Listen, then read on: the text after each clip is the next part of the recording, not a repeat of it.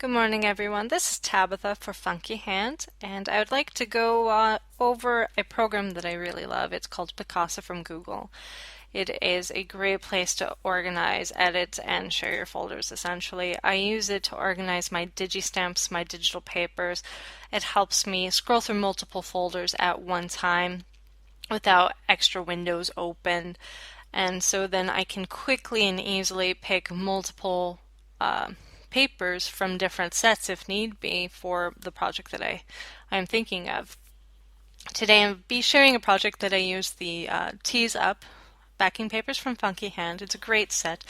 Cute little teapots, teacups, and what I needed to do was pick 4 different pattern papers just for this teacup card essentially, and so Picasa made it very easy for me to do that. To get the program, just go to picasa.google.com. You can set your initial language. It does do a local installation, and so it is a software on your computer. You can put it on multiple computers. You do not have to hook it up to the web.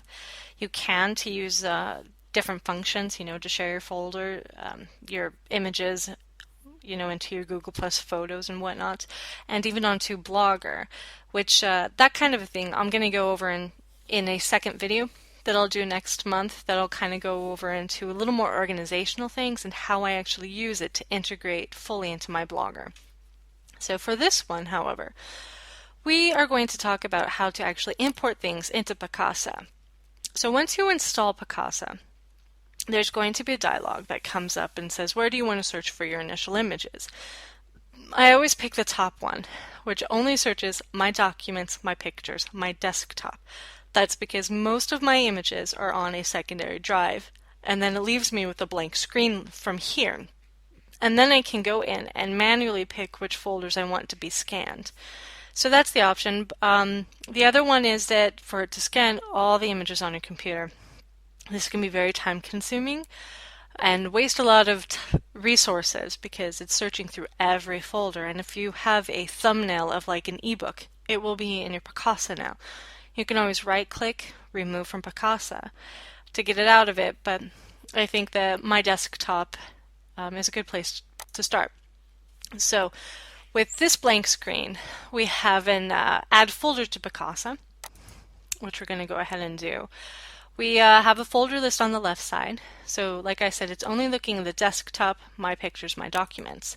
I have a folder on the desktop for Funky Hand, and in there I have 3 different paper sets, and then my projects folder.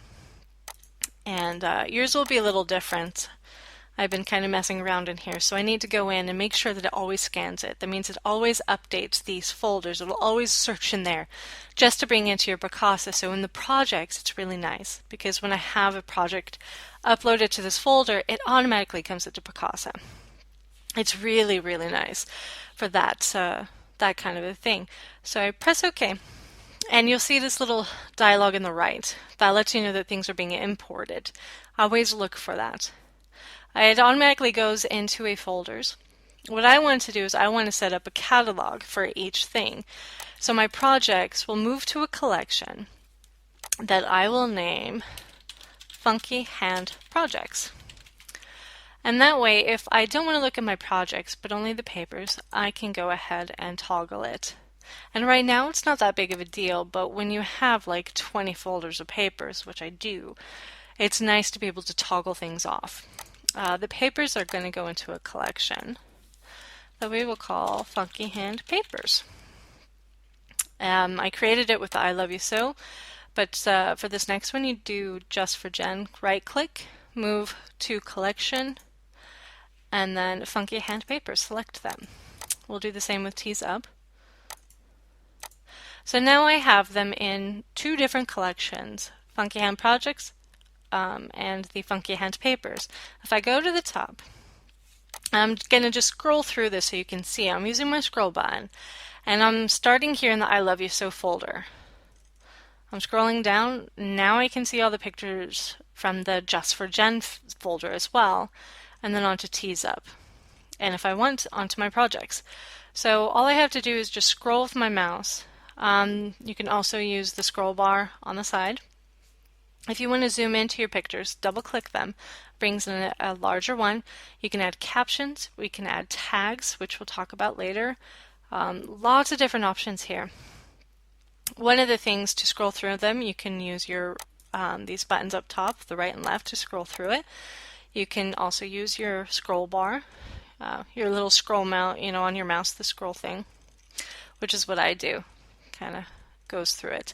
Another function that I really like of this is this button here. View two different images, side by side essentially, side by side comparison. So if I know that I want to use this image on the left, but I'm not sure what to use on the right, I can go ahead and select the right, and the one that says selected is the one that it scrolls through.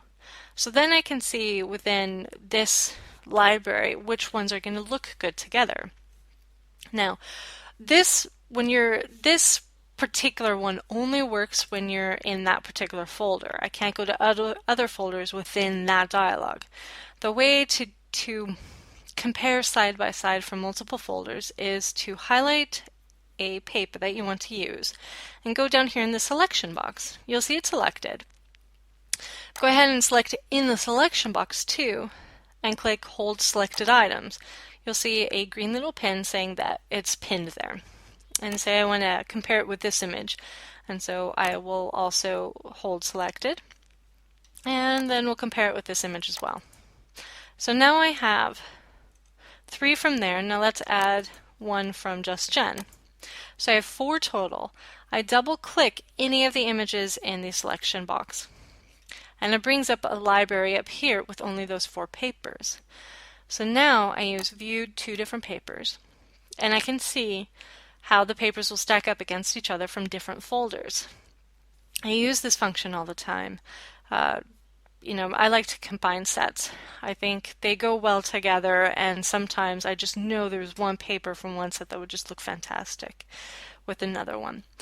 From here, what I do is if I find like the pink one, it doesn't look good, I go ahead and I select it down in the selection box. I clear item from selection. So in the selection box you only have the 3, and I know I'm going to use those 3. So to make things easier for myself, I do an export, and what it does is it copies the photos into a folder on the hard drive. And so I know I can go to My Pictures Picasa Exports, and I can rename the folder Exported.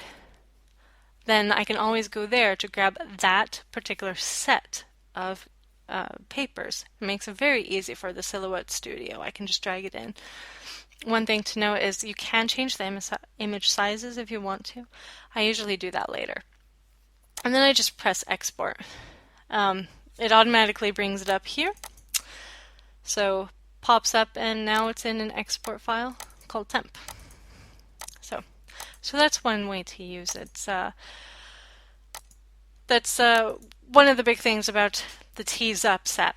Like I said, I really wanted to use multiple different papers within it, but you see how many there are. So it's nice that I get a thumbnail view, but then I can go into and use all the selections to compare them side by side. When you want to clear your selection tray, make sure none of those are selected, but then click Clear Items from Selection. And then you'll have a pop-up saying clear the entire tray. So this is the end of the first part. This is just a quick way to organize your folders. One thing to note is that Picasa makes a backup of your images. So you have a backup now of your entire set. So if anything goes wrong, you can always restore it to the original files, which is nice. Now, if there's something that I want to look at within the folder itself, I can still do that from Picasa. I just right-click an image and say Locate on Disk, and it brings up the original folder. So it's a quick way to browse through multiple folders. I hope you all give it a try, and thanks. This is my first voiceover kind of video, so give me some feedback. Let me know how it goes for you, and I'll see you later with the second part of this.